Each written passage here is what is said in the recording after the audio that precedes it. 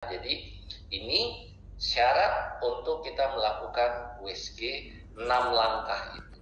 Nah, kalau trimester 1 tentu kita lakukan langkah pertama, langkah kedua untuk menentukan hidup atau tidak kita dengar jantungnya. Langkah pertama mungkin nggak akan jelas karena kita menentukan lokasi, orang bayinya masih kecil kok, apa presentasinya, nggak bisa. Jadi langkah kedua langsung loncat langkah yang ke-6 karena kita mengukur biometri janin karena masih kecil. Jadi USG untuk trimester 1 tentu lebih mudah ya.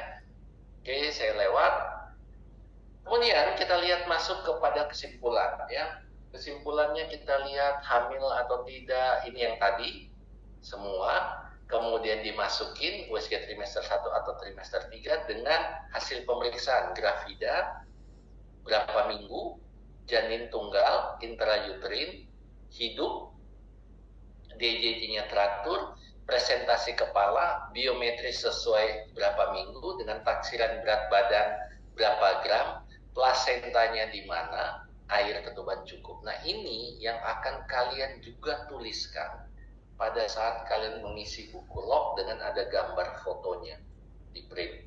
50 gambar baru kalian mempunyai kompetensi untuk melakukan USG ya.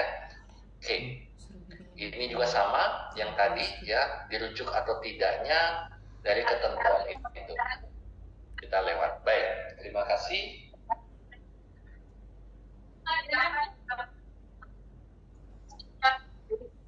Terima kasih Dr. David. Waktu kita baru jam 2 lewat 10, kemudian masih ada 2 materi ya dokter ya? Ya. Iya. Mungkin sampai dengan materi ini ada pertanyaan, kita kasih 2 saja dulu pertanyaan. Silahkan.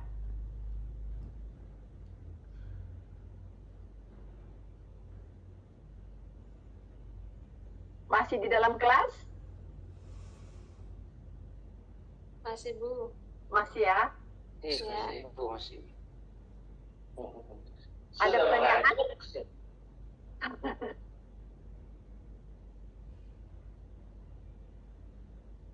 Tidak ada pertanyaan?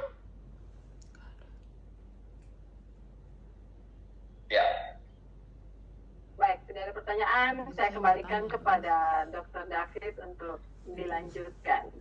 Baik, kita lanjutkan materi yang keempat ya. Rujukan ya. Oke. Ya, rujukan kan. Ya. Baik, kita akan masuk rujukan.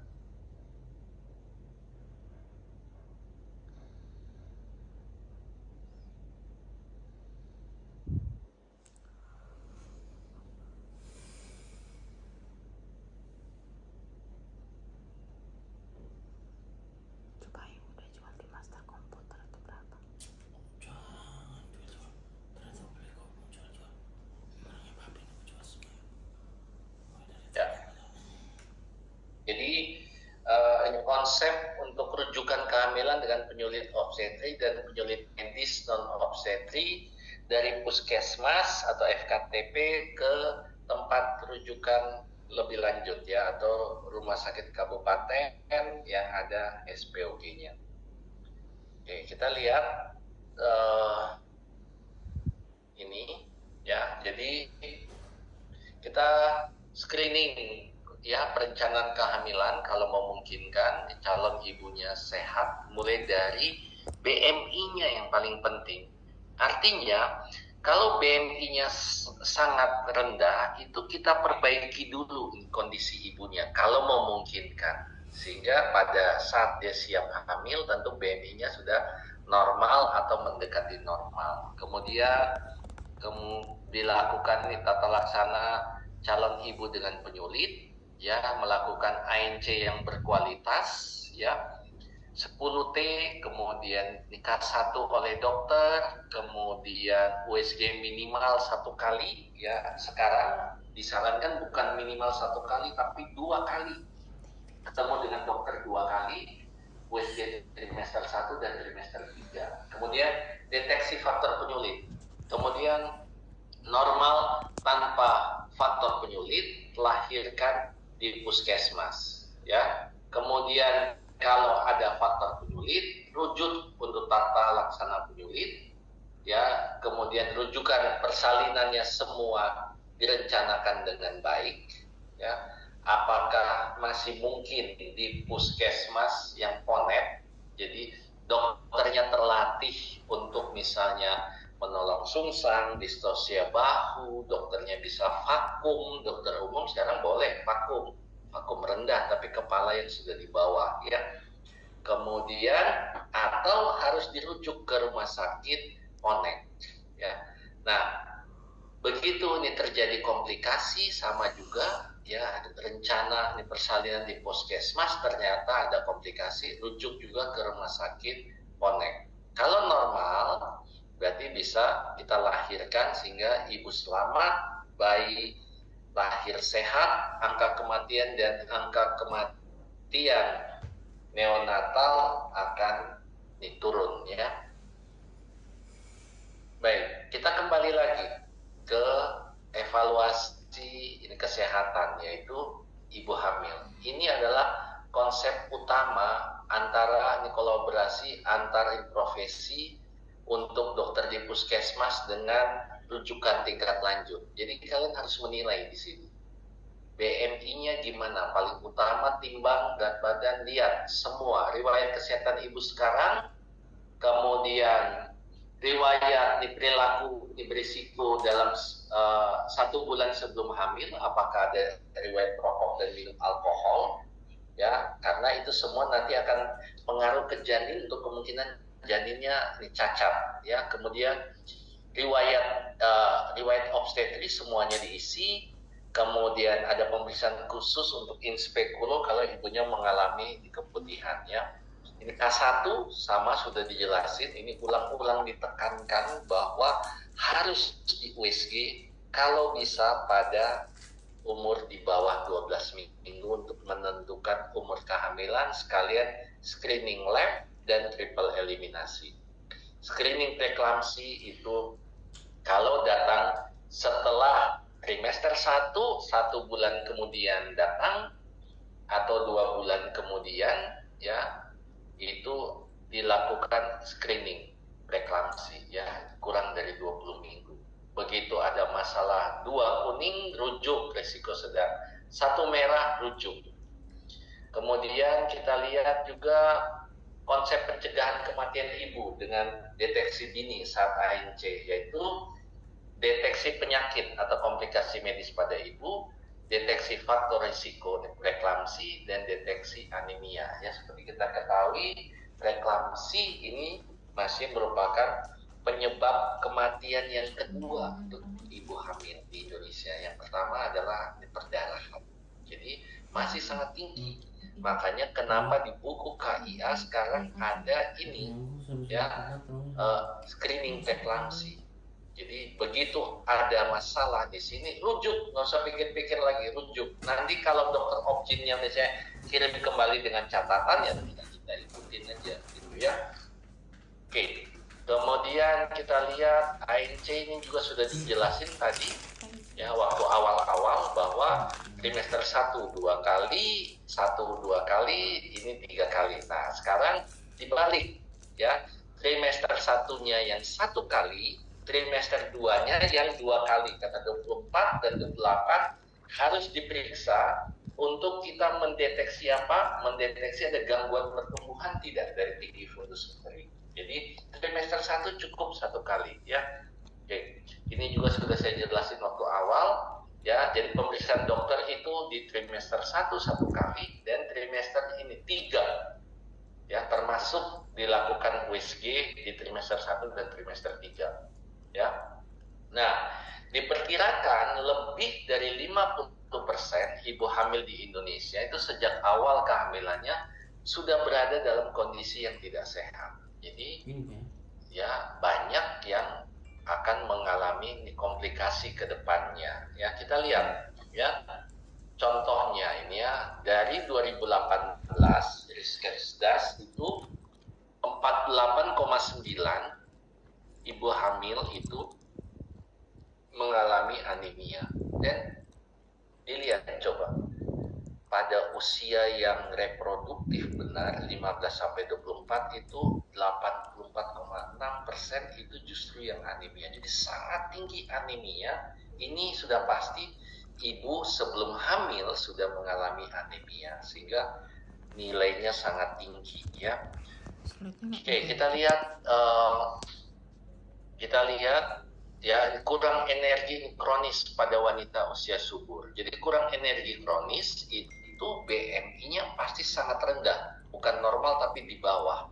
Jadi hati-hati ya. Nah, pada saat 2013 kita lihat ya. Jadi ini tahun 2013, 2018 ya, kurang lebih yang hamil itu 2018 masih 11,1 ya, masih lumayan nih tinggi ya, tapi ini semua di usia yang tidak hamil. Coba kita balik lihat ke yang hamil ya. Slide-nya tidak terganti dari tadi, Dok. Ampun, berarti sinyal lagi jelek di jeburannya. Saya udah ganti pakai ini padahal. Oke, saya coba lagi ya. Kita kembali, balik lagi. Ya. Oke. Ini berpindah. Ya, ini berpindah ya. Oke. Ya. Jadi ini tadi yang menunjukkan gambaran anemia justru pada usia yang lebih muda. Biasanya hamil yang di luar nikah juga bisa ya, karena dari umur 15 sampai masa usia sekolah, sampai masa awal kuliah, atau memang lulus SMA tidak kuliah, yaitu 15 sampai 24 tahun. Nah, ini kita lihat untuk ya kurang energi, ini kronik ya. Jadi ibu hamil tapi yang sangat kurus banget ya, BMI-nya di bawah normal. Nah, itu otomatis ya janinnya pasti ada gangguan pertumbuhan. Ibunya saja BMI-nya abnormal. Jadi diusahakan ibu yang mau hamil kalau bisa BMI-nya mendekati normal. Jadi naikkan dulu berat badannya ya. Ini contoh bahwa ya yang hamil itu rata-rata tahun 2018 itu 33,5%. Jadi masih ini tinggi yang BMI-nya di bawah normal ya, yang hamil. Kita lihat yang tidak hamil ternyata memang tinggi juga, 36,3, sehingga ya ini perlu dipertimbangkan kalau memang merencanakan hamil, BMI-nya dinaikkan dulu, dinormalkan dulu berat badannya. Ya, ini contoh usia 20-24, kita lihat rata-rata hampir sama ya, 23,3, 23,3 juga. Jadi yang hamil dan yang tidak hamil itu ternyata kurang energi kronis atau BMI-nya di bawah normal masih banyak. Ya, ini hanya untuk gambaran umum saja ya. Kita lanjut. Kita lihat sekarang yang obesitas. Coba kita lihat ya. Obesitas ternyata itu ya 20-45 tidak terlalu tinggi. Ini tahun 2018, justru makin bertambah tuanya seorang wanita dia akan mengalami obesitas yang lebih, karena sudah makin kurang bergerak ya, sudah makin nyaman ya, olahraga juga tidak, sibuk jadi ibu rumah tangga, urus anak, antar sekolah, lupa ya kalau dia harus banyak bergerak. Jadi rata-rata ya obesitas mulai terjadi di usia 30-an ya, 35 lebih tinggi, 40 ke atas lebih tinggi lagi ya. Oke, kemudian kita lihat bahwa ya ini prevalensi obesitas pada penduduk berusia di atas 18 tahun meningkat dari 15,4 di tahun 2013 menjadi 21,8. Jadi sudah mulai meningkat faktor dari kegemukan ya, obesitas, karena banyak ya junk food yang disukai anak muda untuk nongkrong ya, nongkrong tengah malam, makan lagi tengah malam ya, itu salah satunya. Oke. Nah, kita lihat sekarang obesitas dan kurang energi ini kronik merupakan kondisi yang sakit. Jadi ibu yang sebelum hamil itu sangat kurus banget, BMI-nya di bawah normal, itu sebenarnya itu tidak layak untuk hamil karena dia pasti akan menimbulkan gangguan pertumbuhan terhadap janinnya. Ya, jadi memerlukan pemeriksaan lanjutan untuk mendeteksi apakah ada penyakit penyerta atau komplikasi medis. Jadi harus dirujuk ke FKRTL atau tingkat lanjut di kabupaten yang memiliki tenaga dokter spesialis obgyn, penyakit dalam, dan gizi klinik. Ya. Kemudian tata laksana pada ibu hamil dengan kek dan obesitas. Yang pertama yaitu kolaborasi dengan dokter spesialis, ya, penyakit dalam, gizi klinik, dan lain-lain. Kemudian fokus pada identifikasi masalah medis yang mungkin menyertai. Apakah dia memang ada penyakit penyerta? Kalau dia sangat kurus, misalnya ada gangguan batuk dan lain-lain, ada TBC, atau obesitas, memang dia ya ada DM-nya, karena kita harus hati-hati juga ya. Oke, kemudian perempuan yang hipertensi kita lihat ya, menurut umur tahun 2013 ya itu ya masih rendah rata-rata yang di usia reproduktif, tapi mulai meningkat di usia yang 45 ke atas ya. Ini hipertensi ya menurut umur. Kemudian sakit jantung menurut umur juga rata-rata 40 sampai 44, kecuali jantung bawaan itu biasanya ini tidak terlalu banyak, biasanya itu yang pada usia muda ya. Kita lihat. Kemudian kita lihat bahwa ya ada maternal mortality di Jakarta itu di UI ya, dengan dilihat ya selama 9 tahun data dievaluasi ya. Ini penyebabnya apa ya? Jadi ini ternyata dia mengalami ini komplikasi langsung obstetri itu kurang lebih 59,8%. Kemudian di preeklamsi eklamsi itu 39%, dan indirect obstetri itu 42,2%. Jadi masih tetap dari ya komplikasi langsung dari obstetri ya, termasuk nih preeklamsi ya, tekanan darah tinggi. Oke. Dari data juga menunjukkan bahwa ya ini di Rumah Sakit Cipto selama kurang lebih ya 9-8 tahun ya, kita lihat bahwa direct obstetric death itu 94 atau 59%, ini 39% preeklamsi.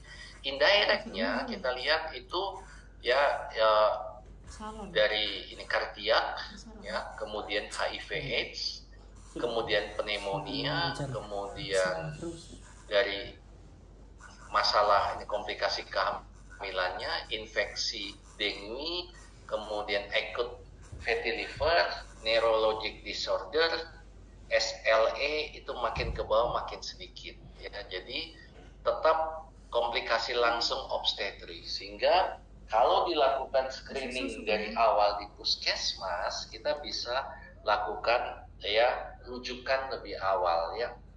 Kemudian kita lihat nih tata laksana rujukan dengan penyulit medis. Yang paling sering kita harus lihat hati-hati adalah anemia. Awal trimester 1 kalau sudah anemia kita hati-hati. Kenapa?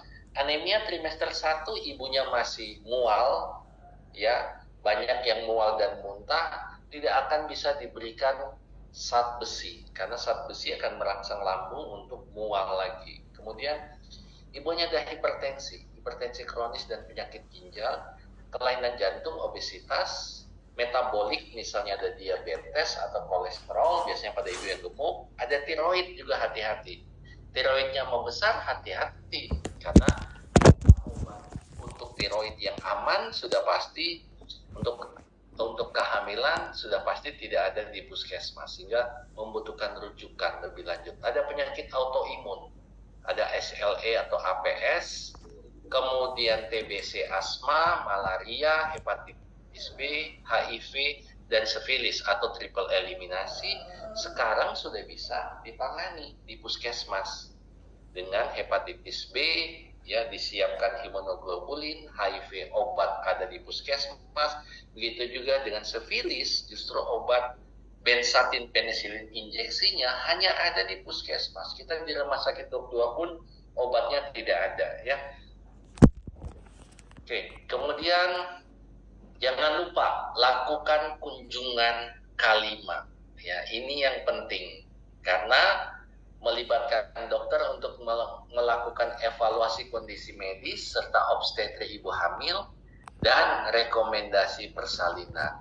Ya, jadi dilakukan USG, dokter umum bisa menyatakan bahwa dia masuk dalam rencana persalinan yang hijau atau persalinan normal, atau masuk dalam yang merah misalnya, ya. Persalinan hipervaginam tapi membutuhkan dokter yang mempunyai kompetensi sudah melakukan connect misalnya, connect, ya, atau dirujuk untuk operasi seksosesaria, ya. Ini yang paling penting. Di K5 bisa di 32 sampai 34 minggu dilakukan USG, apa rencana persalinannya, ya. Kemudian di tempat ANC dan persalinan kita lihat, ya. Jadi kita lihat bahwa, ya, dokter SPOG itu kurang lebih 13,4%. Dokter itu kurang lebih 0,5%, dengan bidan 82,4%. Kemudian di perawat 0,5% kita lihat, ya.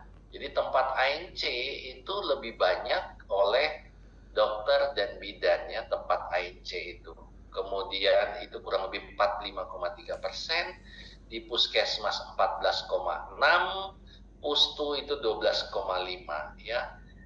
Kemudian kita lihat nih tempat persalinan, kita lihat 29% itu di praktek bidan, 18% rumah sakit swasta, 16% masih ada yang melahirkan di rumah, kemudian 15% itu di rumah sakit pemerintah, 12% itu di puskesmas, pustu pusling, ya, 5% di klinik, ya. Ini polindes itu 4%, 1% praktek dokter. Jadi dokter opsi ini sekarang sudah sangat jarang untuk menolong infartus normal, kecuali rata-rata yang kontrol di tempat praktek, ya. Jadi kita hanya menerima kasus-kasus rujukan biasanya di rumah sakit itu.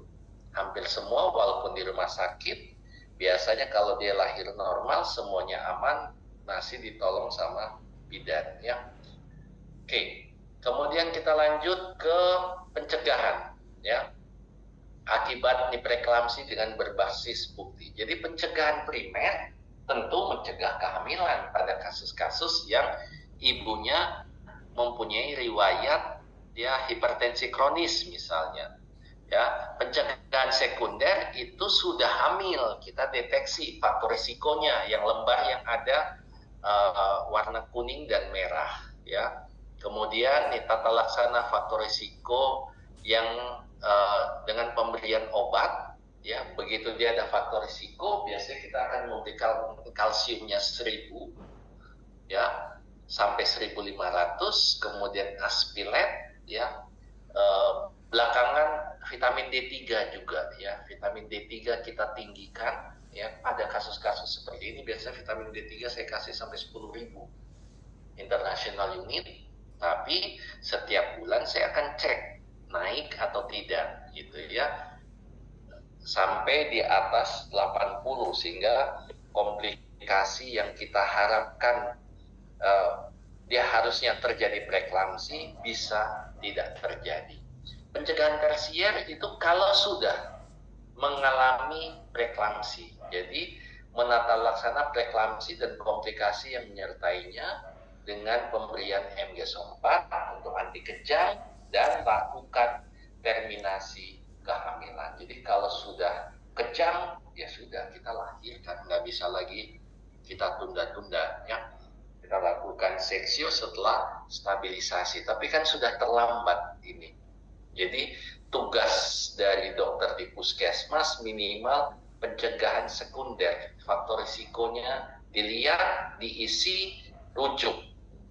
Nanti misalnya obatnya tidak ada, ya obat dapat dari dokter, tinggal mungkin diatur gimana kontrolnya, karena rata-rata mulai naik tensi itu di bulan ke-6 paling cepat, rata-rata bulan ke-7 baru mulai naik biasanya ya. Oke, kemudian kita lihat riwayat ANC pasien, misalnya contohnya ya dirujuk ya ke poliklinik kebidanan, rujukan dari puskesmas dengan G3P2A0 hamil 27 minggu dengan hipertensi gestasional ya. Keluhannya tidak ada sesak, tensinya 124/84 tapi nadinya sudah 120, hati-hati. Respirasinya 20, berat badan 89, ya tinggi badan 151. USG janinnya letak lintang sehingga didiagnosa G3P2A0 hamil 27 minggu dengan letak lintang ya. Terapi SF dengan kala, anjuran kontrol 2 minggu lagi. Ya, kita lihat pada saat dia melakukan 16 Juli kita lihat ibunya datang ke bidan desa ya, ditelepon oleh suaminya bahwa istri batuk dan sesak ya, posisi bidan sedang tidak ada di tempat. Kemudian pukul 17.19 bidan desa menelpon suami Bumil bahwa sudah di tempat atau di puskesmas. Terus pukul 17.30 sampai langsung dilakukan anamnesa dan pemeriksaan. Hasil anamnesis batuk sejak semalam, sesak mulai jam 5.30 WIB dan sesak bertambah mulai pukul 16.40. Kemudian kita lihat ya, ini yang 16 ini ya.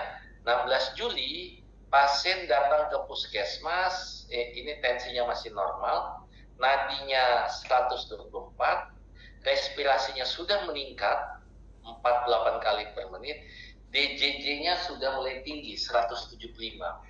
Ya, terapinya pasang infus RL, kemudian MG-SO4 4 gram bolus dan 8 gram drip, kemudian dirujuk. Ya, pasien dirujuk ke rumah sakit Y.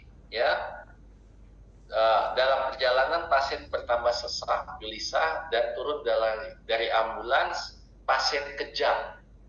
Ya, jadi sudah diberikan bolus, ya pasien tetap dikejang. Kemudian, nah apa yang kira-kira ini kurang dari kasus ini? Kita kembali ke atas ya.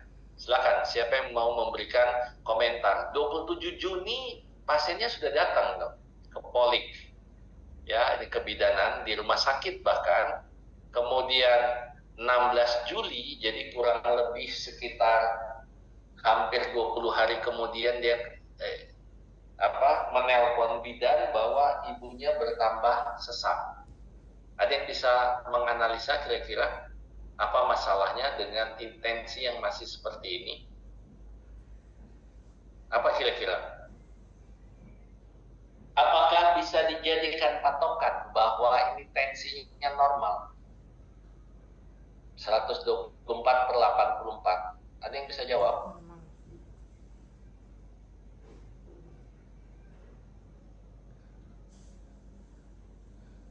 Lihat, datang ke puskesmas hanya 140/90. Peningkatannya hanya sedikit, 124/84. 140/90. Masalahnya di mana? Ada yang bisa menjawab?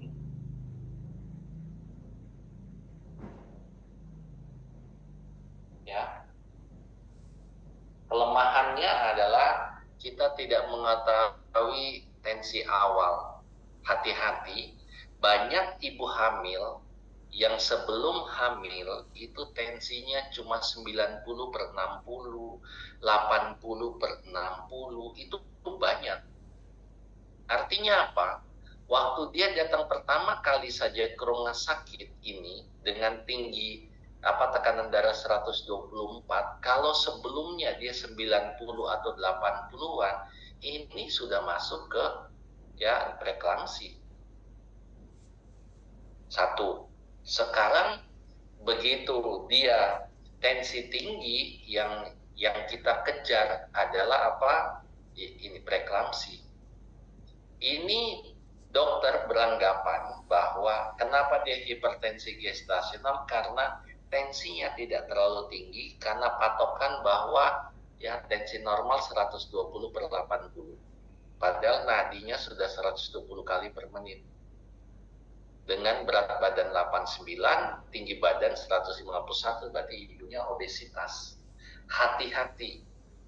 Ya, sehingga kenapa perlu buku ANC supaya semuanya terdata. Kalau dia minimal datang di trimester 1, kita tahu tensi awalnya. Datang lagi di trimester 2 24 minggu, kita tahu. Datang lagi misalnya 27 minggu, kok peningkatannya sudah lebih dari 30 sistolnya. Sudah masuk ke preeklamsi. Jadi hati-hati. Jangan ketipu dengan tekanan darah yang kelihatannya normal. Ya, hati-hati. Kita harus tahu tensi awalnya seperti apa. Sehingga ANC itu sangat penting kalau berkesinambungan, sehingga kita bisa lacak, lihat lagi buku ANC. Dia kontrol pertama, tensinya berapa, kemudian berat badannya berapa. Biasanya kalau sudah kayak begini, kakinya dan lain-lain sudah bengkak sekali biasanya ya. Karena nadinya aja sampai sudah 120. Ya, itu contoh ya. Oke. Jadi apa yang terjadi? Karena dia membutuhkan kurang lebih 20 hari kemudian, ya, sehingga preeklamsi beratnya tidak dapat dideteksi dengan baik, dia akan berlanjut ke eklamsi. Ya, karena tidak terpantaunya itu. Tapi kalau mengetahui bahwa tensi awalnya ternyata dia rendah, begitu sekarang sudah tinggi diberikan obat antihipertensi, dia nggak akan terjadi kejang karena peningkatan dari tekanan darahnya. Ya, baik, kita lanjut sekarang ya. Kemudian itu contoh kasus yang berikutnya. Kemudian nifas ini sudah diulang-ulang lagi, ya, ini KF sampai KF4. Kemudian keluarga berencana juga harus langsung direncanakan pada saat kontrol nifasnya. Ingat, nifas itu 2 hari kemudian harus kontrol, ya. Kemudian 3-7 hari atau 1 minggu, kemudian 28 hari, ya, kurang lebih 4 minggu, kemudian kurang lebih ya 1 bulan kemudian, ya, kita lihat lagi 1 bulan kemudian 42 hari atau nifasnya selesai, ya. Oke, kita lanjut saja. Kemudian ini sama lagi, diulang lagi kembali, ya, bahwa ada komplikasi obstetrik dan medis yang harus dilihat pada saat trimester 1 dan trimester yang ketiga, ya. Oke, ini juga harus diisi rujukannya. Kita lihat umpan balik rujukan. Kemudian kalau kalian mau latihan untuk USG, boleh ditulis di sini, ya. Atau catatan-catatan di pemeriksaan dari dokter yang dirujuk spesialis, biasanya kita juga boleh isi di sini, ya, dengan ada nama dan ada sarannya apa. Ini juga diisi. Ini umpan balik rujukan harus diisi oleh dokter spesialis, ya. Kemudian ini konsep rujukan, yaitu dokter di FKTP identifikasi, ya, dari komplikasi medis, ya, baik resiko preeklamsi dan anemia. Kemudian merujuk sehingga dapat dilakukan tata laksana komprehensif oleh dokter spesialis.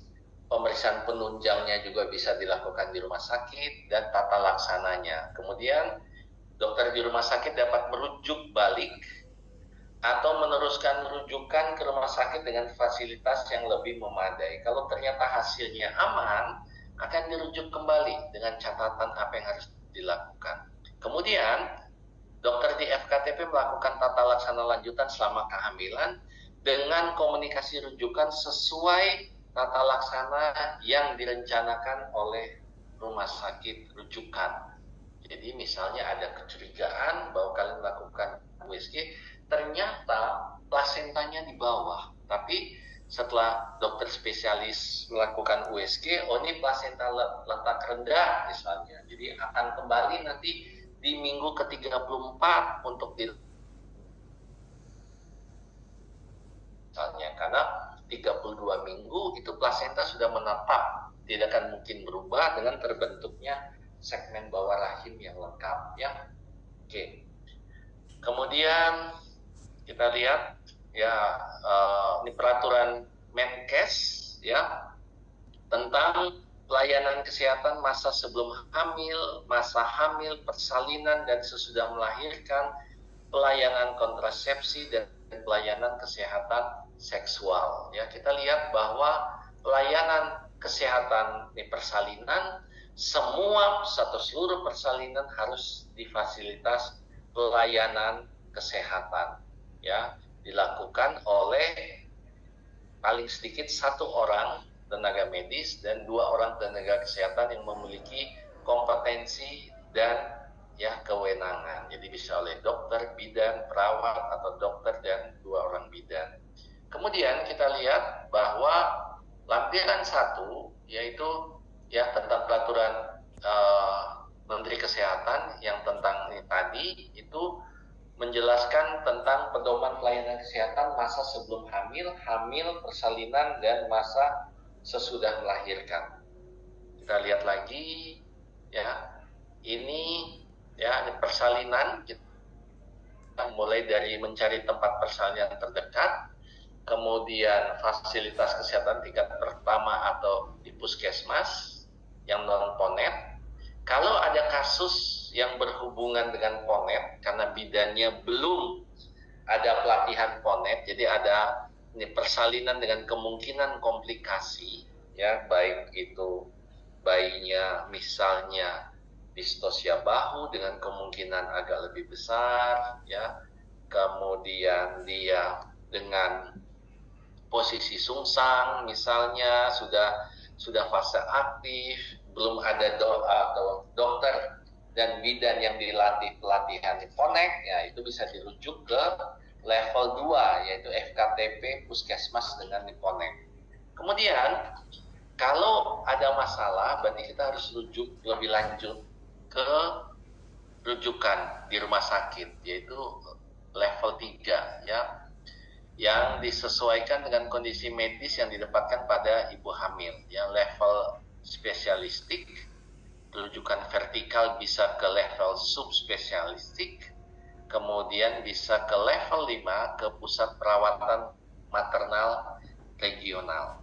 Ya, kalau kita di Papua di RSUD Jayapura bisa sampai ke level 4 subspesialistik. Jadi bisa kita lakukan USG secara menyeluruh, tentu dengan USG yang sesuai dengan level kompetensi feto maternal. Untuk kalian tahu, mungkin kalau yang alumni Uncen tahu bahwa kita di Dok 2 ada punya USG yang harganya 4,5 miliar. Itu khusus untuk USG subspesialis feto maternal. Di Papua ya hanya di kita yang ini punya ya dengan rumah sakit swasta dan tempat praktek saya juga. Jadi itu bisa mendiagnosa semua kelainan karena resolusinya sangat-sangat jelas. Jadi pengaturan frekuensinya kita bisa pengaturan frekuensi dari yang paling tinggi, rendah, sedang, semua bisa disesuaikan dan memberikan gelombang suara yang aman terhadap janin walaupun dilakukan USG-nya sampai 1 jam. Itu bedanya USG yang mahal dengan USG yang sederhana ya. Bedanya salah satunya di resolusi dan keamanan USG-nya ya. Oke. Kita lihat.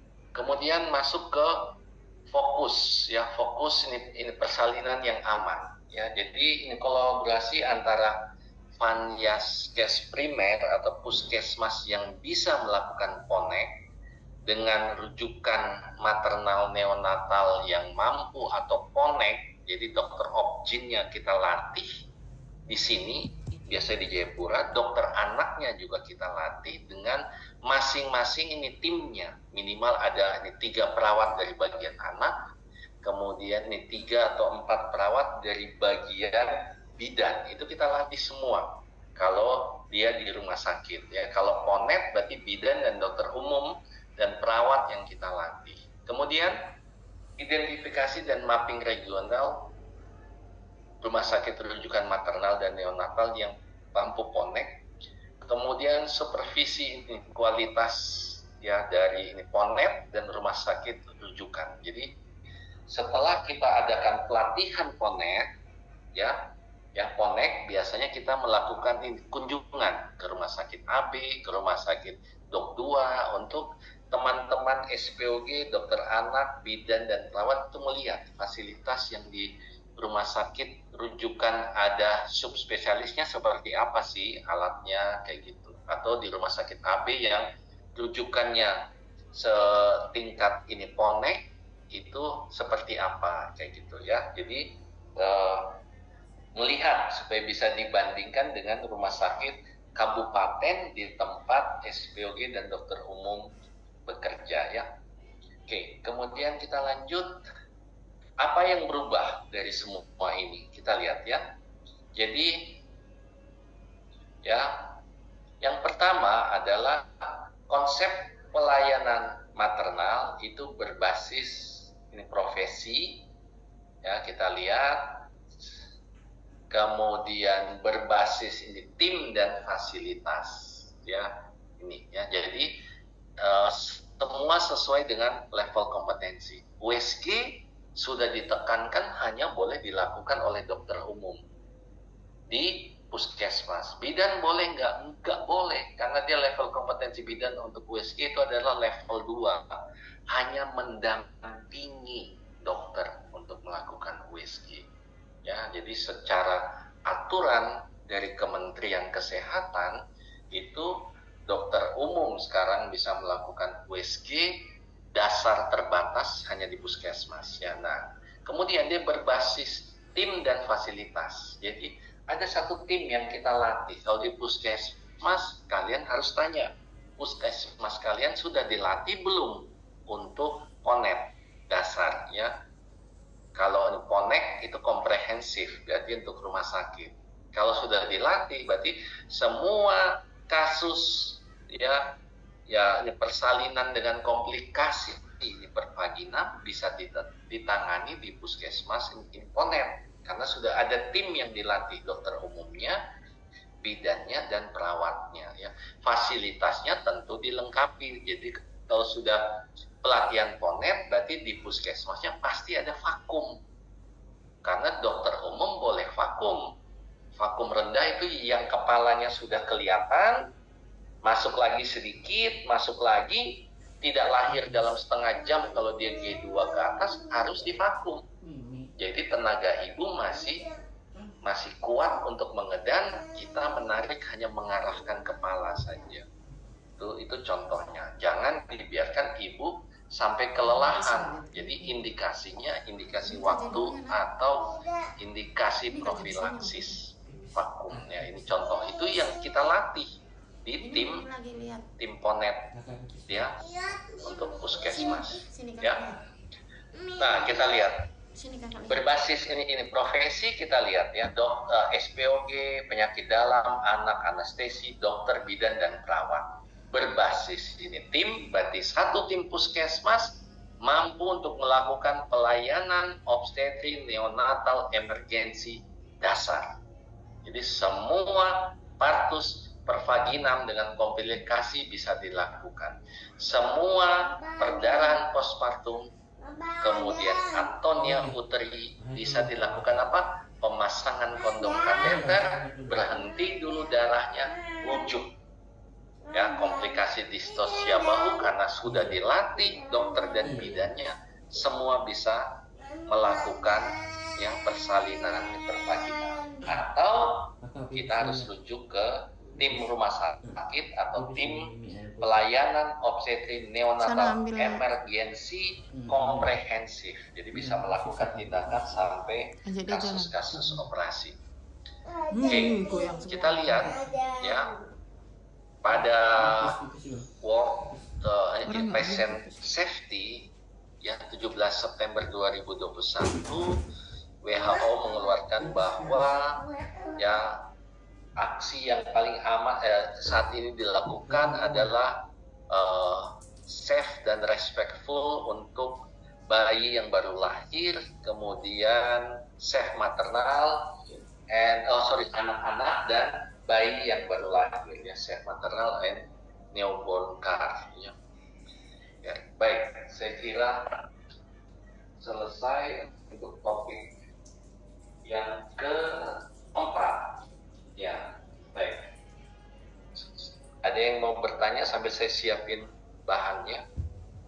Baik, silahkan untuk yang bertanya. Terima kasih Dr. David. Mungkin untuk kita semua kita berikan tepuk mantap untuk Dr. David dulu. Ini berbicara dari pagi sampai sekarang, dokter masih tetap mantap. Kita tepuk mantap. Tepuk mantap.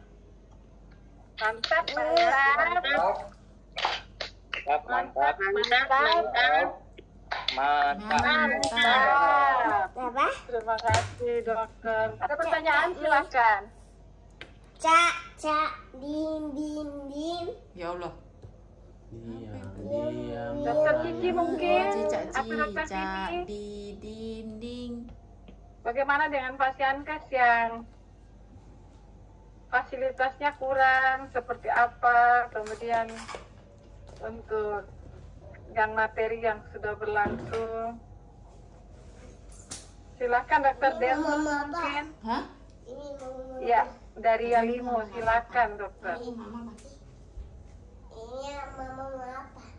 Baik, terima kasih Ibu Koni Terima kasih Pak Delmus. atas kesempatan.